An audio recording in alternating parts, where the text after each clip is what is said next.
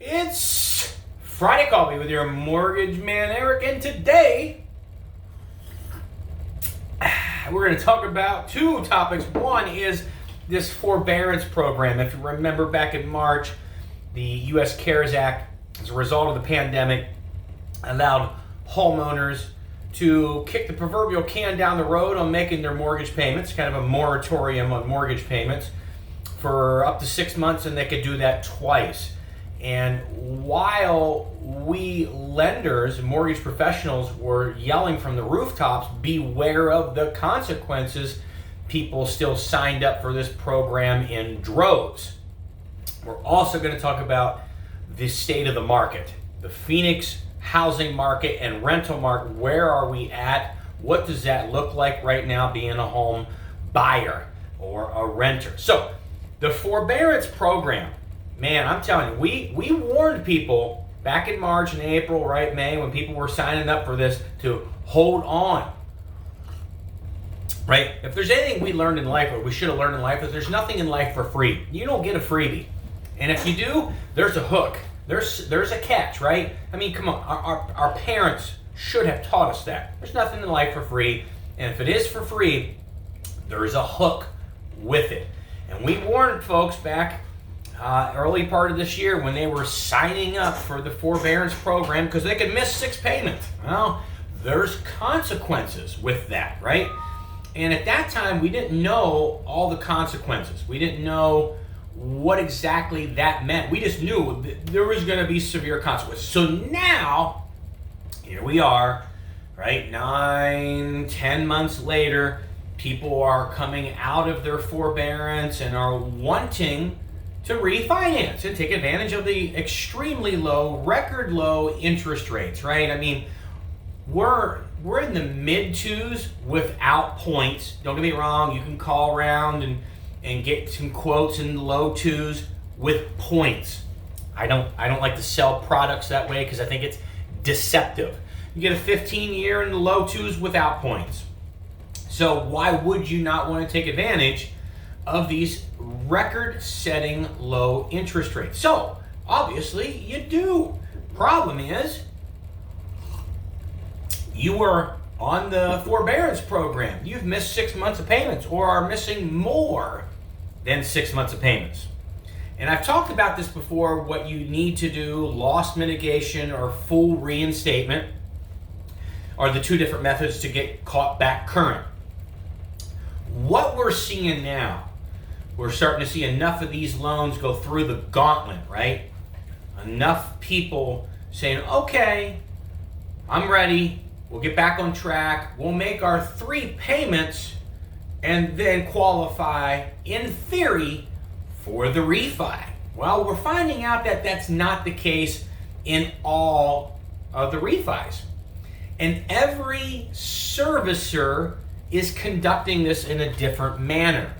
First off, not everybody got the same forbearance program, right? So what I mean by that is when you're ready to come out of forbearance, you want to reinstate your loan. Some are making the payments deferred. Some are modifying your loan, right? Some are putting you on a temporary probationary period, believe it or not. And we're talking about some of the biggest banks in the nation: U.S. Bank, Chase, Wells Fargo, B of A, and so on and so on. Some very renowned servicing companies, banks that are really making it difficult for the consumers. And look, we knew this. We warned everybody that this was a bee's nest waiting to be hit with a bat, right? And guess what? It is. So we're seeing some things such as you make contact with your bank. This is what you need to do to get back on track so you can be eligible to do a refi. You're going to make 3 payments. You're going to make November, December, and January. Then your loan is reinstated. We're going to take those 6 months that you missed. We're going to put them on the back end, defer them. We're just going to defer them. Add those 6 payments to the back end of the loan. And you start over and you're good to go. And here's what we're finding, what we're getting into. you make November, you make December, you make January, and we've taken a loan app, we've got an appraisal, right? We're doing all these things, we're processing your loan, we're underwriting the loan. We get an updated payoff, and your bank doesn't want to play nice. Yes, I've said that. Some big banks, some big U.S. banks are so far behind, and for whatever reason, if you want to use the pandemic or whatever, people working from home, skeleton crews, who knows, whatever. But now they're telling the consumer, well, you're going to have to give us a month for us to report it correctly. Okay? All right. And look, there's nothing that we can do, because we need your current servicer in writing to give us an accurate payoff that says you are current on your mortgage.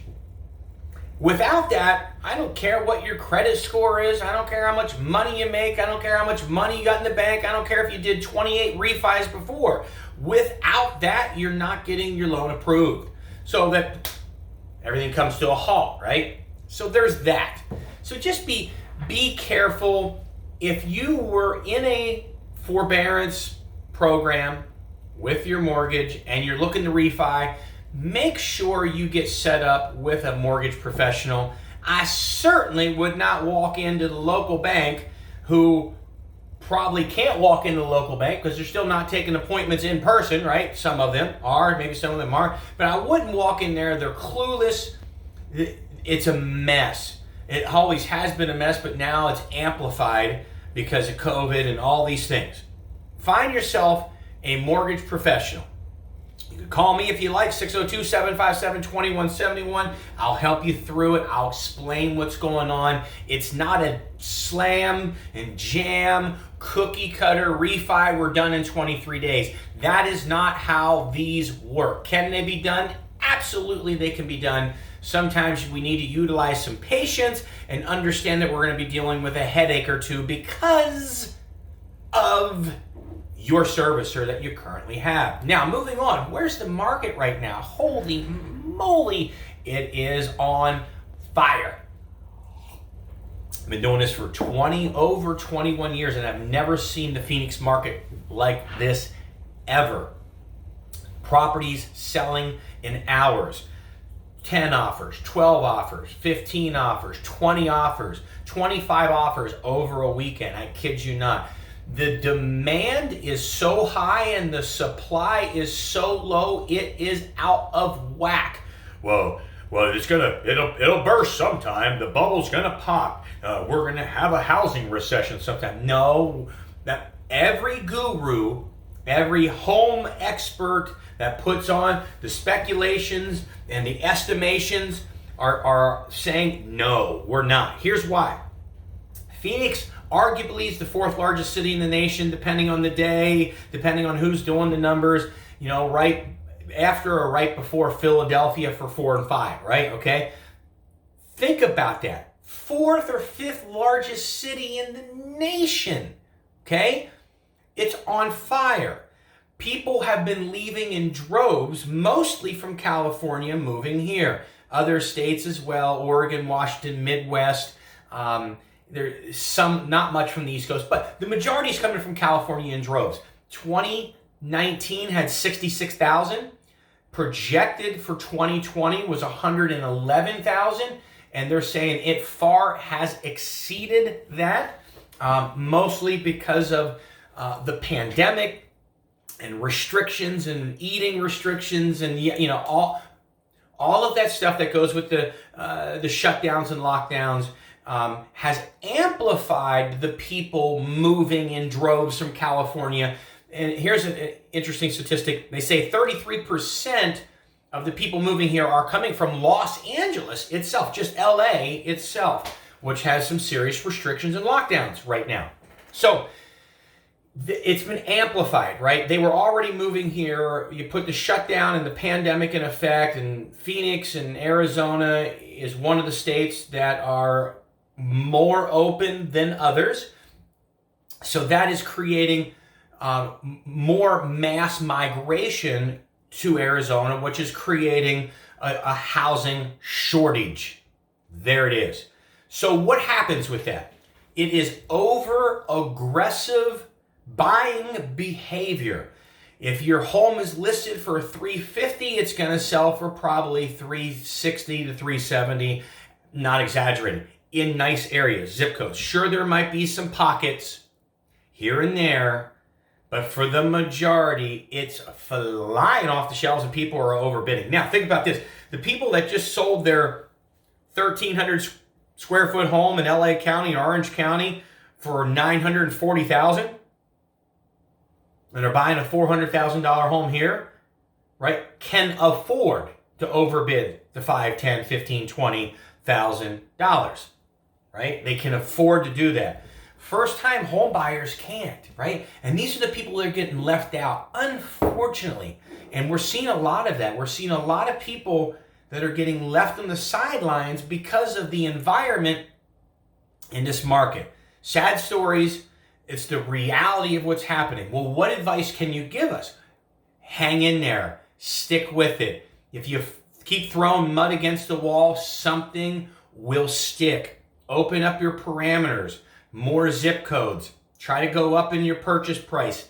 If you can qualify, go up in your purchase price. Here's some statistics that we know. In the year 2020, Phoenix Metropolitan area was only projected to grow at about 4% in equity growth. It almost was 11%. They're projecting in 2021, depending on who's done the report, somewhere between 6 and 8%. The projection in equity growth. Now, think about this from a rent standpoint. In the last 8 years, rents have gone up 45%. And are projected to go up a minimum of 5% each year for the next 5 years. Minimum of 5% for the next 5 years, which is another, 25%. That's minimum. Now, if you buy a home now, right, you're locked. Your rate's locked. Sales price is locked. You continue to rent, your rents are going to keep getting more and more expensive. Will this ever stop? Will this ever settle down? Answer to it's probably, it may temper, but I doubt it will ever stop. That would have to mean that people stop moving here from California. And no one sees that happening. Just the reality of it. Do we see it tempering down? Sure we do, later this year, as COVID restrictions hopefully reside, and that brings, it tempers down the aggressive behaviors a bit with the over buying, purchasing, offering more than what it's worth by $10,000, $20,000. There are multi-million dollar properties on the market that are selling in days. Of course, location has part to do with it. That's never been the case. If you had a $2 million property to sell, even in Scottsdale or Paradise Valley, it may have taken you a half a year to a year to sell it. Not now. Those things are selling in days. Cash buy. I mean, it's crazy. So hang in there. If you're a buyer that doesn't have the extra 10 or 20 to throw at this, hang in there. Keep diligently going after it. Keep making your offers. It shall temper. It should temper down at some point this year. But when you do the math, there's nothing indicating that in Phoenix, the housing market is going to bust. There is a projection, about a 30% to 35% projection, that we will enter into a recession, an economic recession, sometime in the year 2021. However, they're stating that that will not affect the housing market in the Phoenix metropolitan area. Interest rates are supposed to stay low, in the 2s. So, right, I mean, there's that. Anyhow, as it's been a long one, it's been a long time since I've been on there. It's Friday Coffee with your mortgage man, Eric. 602-757-2171. We'll see ya.